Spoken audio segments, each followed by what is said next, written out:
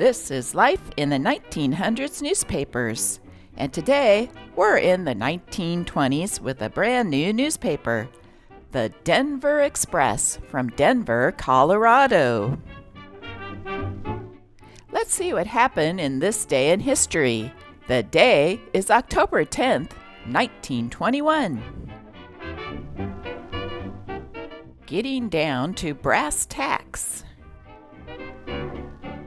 Doug and Mary to stay abroad indefinitely. Los Angeles, California, October 10th. The palatial Fairbanks home with its 12.5 acres of beautiful grounds is for sale or lease, according to advertisements in the Los Angeles newspapers. Mr. and Mrs. Fairbanks plan to spend at least half of every year in Paris, was the brief statement given out at the Fairbanks home. 3 bootleggers were fined $200 and costs and given 30 days in the county jail by Magistrate Bray in police court Monday. Earl Bates was selling booze for 25 cents a drink at 2212 Laramie Street. He sold a pint to an officer for $2.50. John Alexander was fined for selling booze by the drink at the same chili house with Earl Bates. Della Lopez sold booze to an officer at 2248 Lawrence Street. David Johnson was fined $100 in costs and 15 days in jail after having been caught passing around hooch to his friends at a party in his room at the Holden Hotel. Cupid's Aid. Auto is cause, wedding is effect. Cause, automobile. Effect, Cupid gets 2 more. This is the analysis of the increase of marriage licenses issued daily by Miss May Hines, expert in the matrimonial statistics.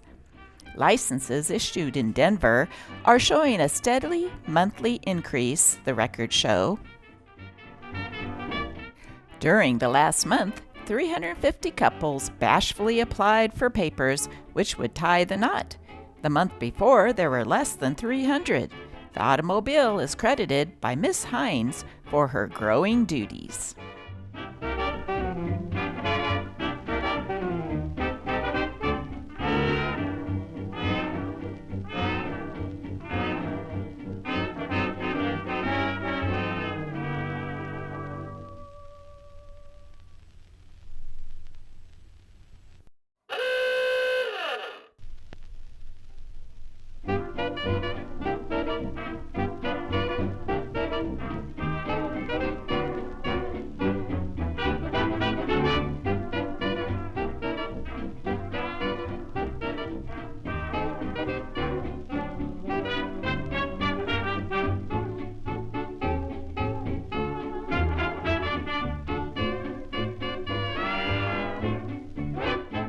The Princess Theater now playing Babe Ruth in a corking baseball comedy drama, Headin Home, and a Hallroom Boys comedy, Circus Heroes.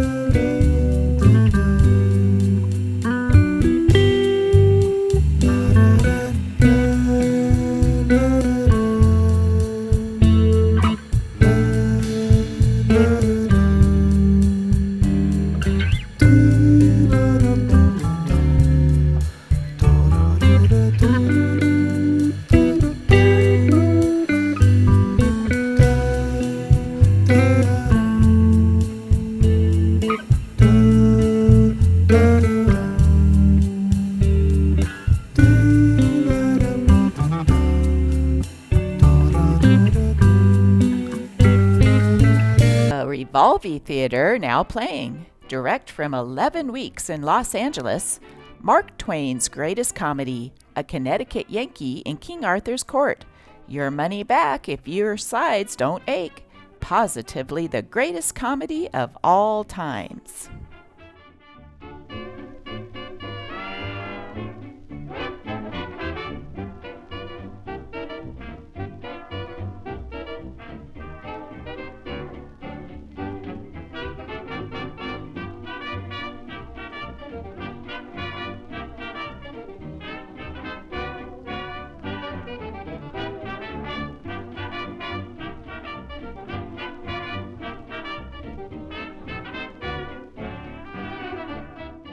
Isis now playing Buck Jones in BarNothing. Also, Singer Midgets in The Sideshow.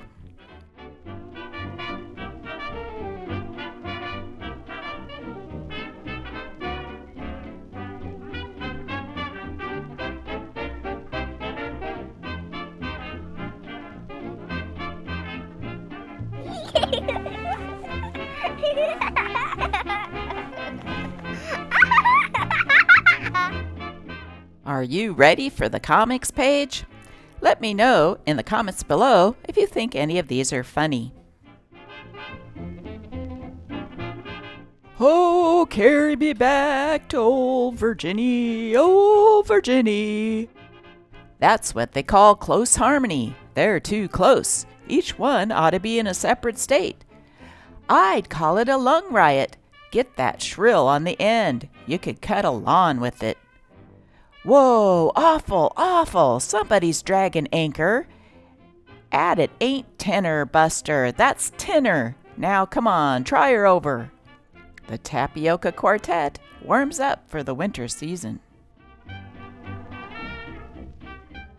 The lawn fete was called off at the last minute as Jed Barrymore, the undertaker, failed to get the chairs back from the funeral in time. Here's a quarter, Everett. Go get a shave. That's very kind of you, Bronson. You have a lavish hand. And so have I. Punch. Mom, how do you like my new party dress I made? Turn around. I made it all myself. Step over there. It took me about 2 weeks to make it. Further still. Now stay in there until you finish it. Jiggers, there's Freckles, Pop. Freckles, come in the house this instant. Now, sir, young man, what were you boys doing to make Tags cry so? Speak the truth. And that's all we done to him, Pop, honest. So you admit Tagalong was carried to the pump and drenched with water. Now, what part did you take in this disgraceful affair? The left leg. Why do you think I ought to fire that new man, Sam? He's no good in the world, boss. He gets down late in the morning, loafs around all day and quits early. Spends most of his time getting fresh with the stenographers and never uses his bean at all. Why, from the way he acts, one would think he was the boss. Lucky Strike cigarettes. It's toasted to seal in the delicious burley flavor. Once you've enjoyed the toasted flavor, you will always want it.